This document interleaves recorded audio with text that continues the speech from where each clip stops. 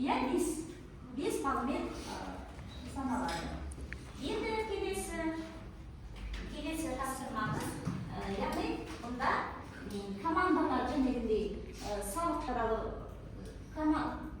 қызметтері, салық туралы, көлік құралына салынатын салық, осы түрлерін кезек-кезекпен таңдауларыңызға болады.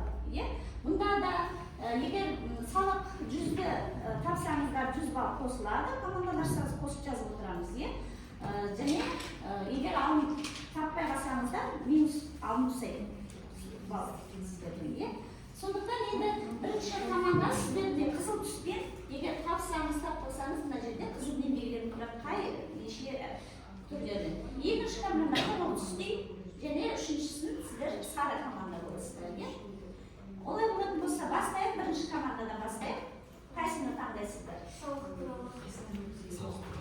Нешені? Салық туралы нешені? Салық салу объектісін атаңыз дейді. Яғни салық салуға объектісіне анықтама беру керек. Жеке меншігінде тауар, жер объектісі бар болса, сол жерге салық салынады. Сонда объектісі дегеніміз не? Объектісін айту керек. Ол өзінің жеке меншігіндегі салық салынатын объектісі. Объектіге анықтама беру жоқ. Басқа командада бар ма? Жақсы. Екінші команда салық төлеушінің салыққа деген байланысты жақсы.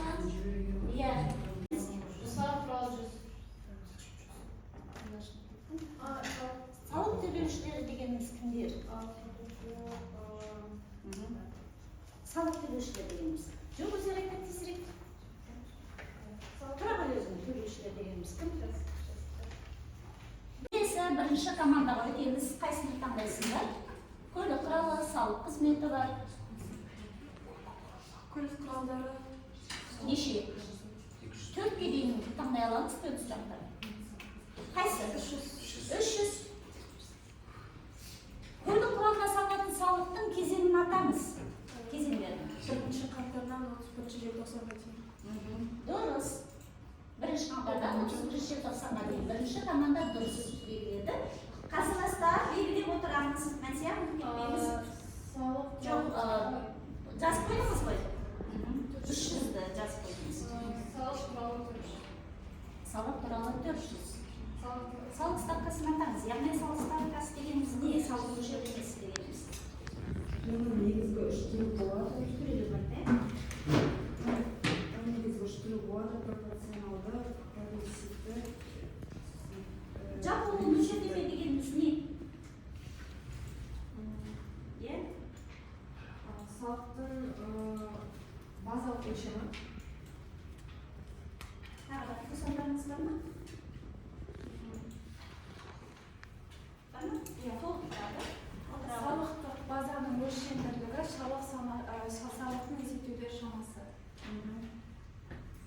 Оның 3 түрі болады: пропорционалды, регрессивті, яғни прогрессивті. Пропорционалды ол сондағы қаржыларды реттеп отырады. Онда регрессивті ол пайыздық табыстардың көбеюі мен төмендеуі. Жақсы. Яғни бұл айтамыз. Оны 31 желтоқсанға дейін төлеу керек. Иә, дұрыс. 31 желтоқсаннан кешіктірмей, 31 желтоқсаннан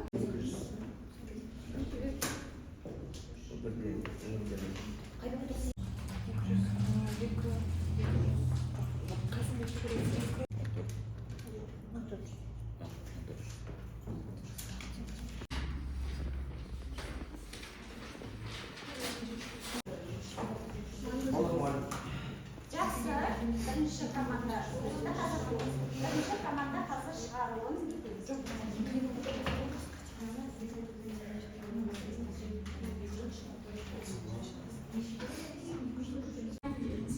Бірінші кезеңде оларда бір сұрақ дұрыс, екіншісі қате болғандықтан біз оларға 3 балл қойдық. Келесі кезеңде оларда 1300 ұпай жинаған үшін біз оларға 5 балл қойдық. И үшінші кезеңде олардың есептері дұрыс, және де ең бірінші жауап бергендері үшін 1 балл қосылады. Сонда жиыны 14 балл. Барлығы 14 балл болды, иә? Бұл қай команданы, үшінші команданы қойдыңыздар. Енді келесі екінші команда. Біз бірінші команданы бағалаймыз. Оларда бірінші кезеңде 5 балл, өйткені бәріне дұрыс жауап берді. Екінші кезеңде оларда 700 балл алды. Үшінші кезеңде 5 балл алды, өйткені олар есепті дұрыс шығарды. Жиыны 700. 710. Әзірше бірінші орын қай команда? Бірінші команданың. Сендерді не етпешіздер, иә? Біз екінші топты бағаладық. Бірінші кезең бойынша олар өздерінің жылдам жағынан көрсеткенбіз 5-пен бағаладық. Ал екінші кезең бойынша сұрақтардың кейбіреуінде кішкене баяу болғандықтан біз оларға 3 қойдық. 3 баллмен. Ал үшінші кезең бойынша біз оларға есепке 4 қойдық. Себебі кішкене баяу болды. Сол себепті жиыны 12. Ал балдармен есептегенде 815. Қай командалар? Екінші команда 815 балл алды, иә? Бірінші, Қасан қайтадан айтып шығаршы, бірінші команда неше балл алды? 710, иә? Екінші команда 815. Және үшінші команда? Ал? 1300. 1300, яғни көп жауап бересіздер және сонымен онда бірінші орынды осы үшінші командамыз алды, иә? Жақсы, осы парақтап қояйық. Бұл командаға барлығына бірінші орын алғандықтан тағы да бір жәнегі қызыл негізде тағдамыздан береміз. Қалғансыз команда жұмыс істегендеріңіз үшін. Енді үй жұмысын осымен аяқтады, иә? Үй жұмысын аяқтады. Келесі. Енді бүгінгі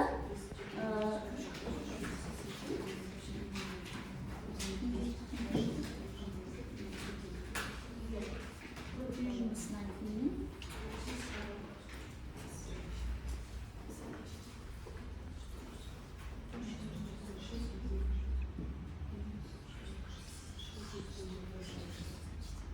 міне ашылды, ақыл естілген, иә? Енді бүгінгі тақырыбымызды бастаймыз. Бүгінгі тақырыбымызды жазып қойған болатынбыз, иә? Балалар дәптеріңізді ашып қараймыз, жаңағы үй тапсырмасын жазған болатынбыз. Сабақ тақырыбы қосылған құн салығын біледі, қосылған құн салығын төлеушілерін біледі дедік, иә? Енді бірінші сұрағы қосылған құн салығын төлеушілері объектісі салық мөлшерлемесі деп тұрады. Бірінші сұрағымызды жазып қоюларыңызға болады. Қосылған құн салығының төлеушілері,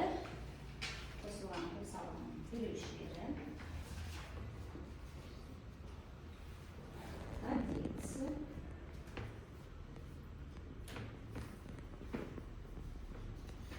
және салық мөлшері.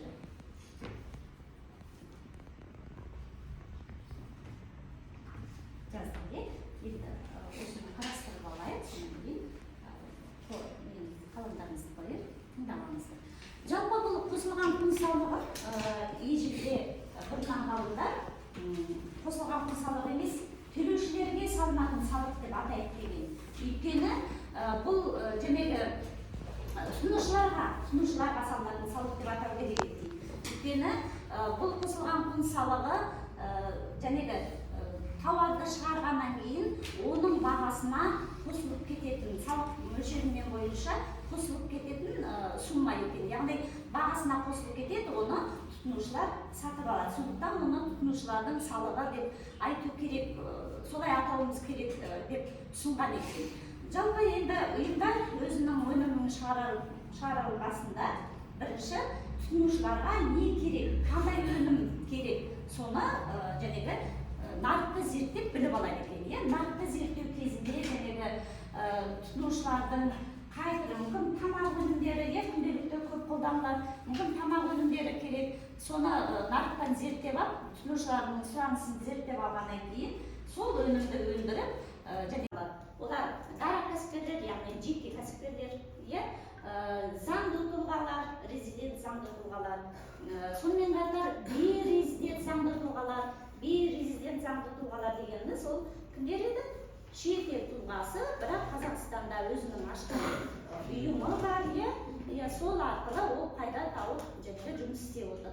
Онда ондай бейрезидент тұлғалар да қосылған құн салығының төлеушілері болып табылады екен. Және сенімгерлікпен басқарушылар. Яғни сенімгерлік дегеніміз не ол? Сенім білдіріп тапсыратын адам.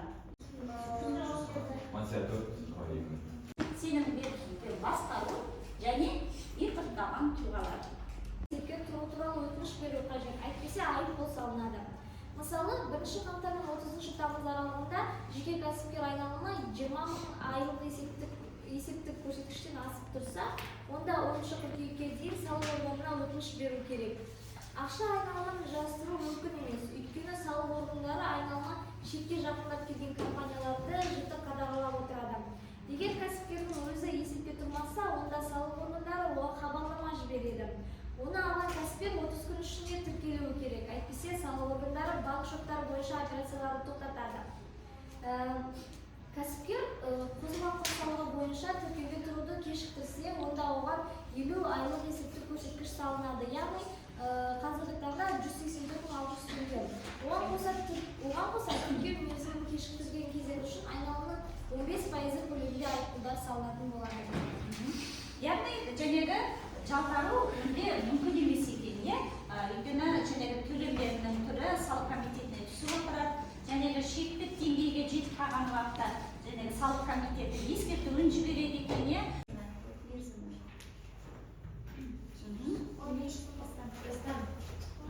Жақсы, келесі шығарып қайтадан екінші команда сіздерге жатыр.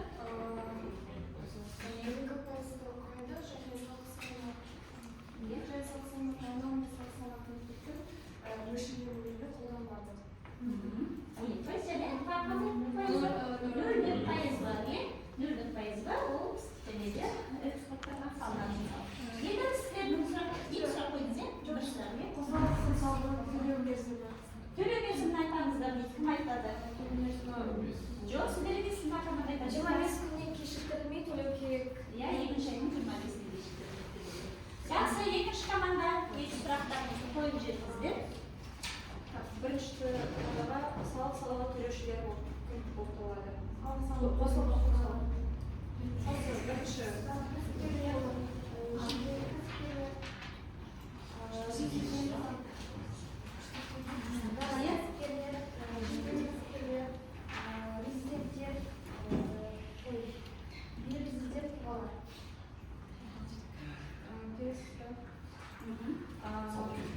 Салық кезеңі.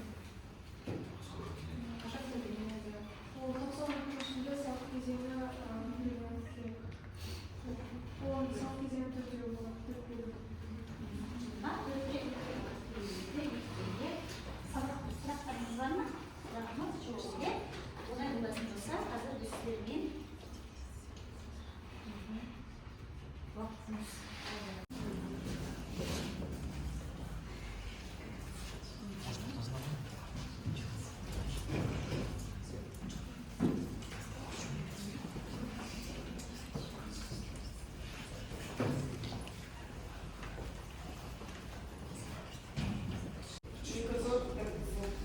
барлығы 3 үй. Нұрай 3 үй болды. Әли.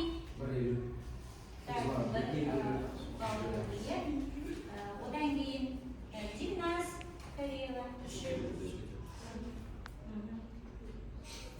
3 үй болды, Биба Рабиға жоқ. Камила 2 үй. 2 үй бар, Одан кейін Сабина 6 кісілер есть. Одан кейін Дильназ. Дильназ біреу еді ма? Так, Айым. 6. Аяулым. 3. Дастан. 2. Және Мадина 2. Енді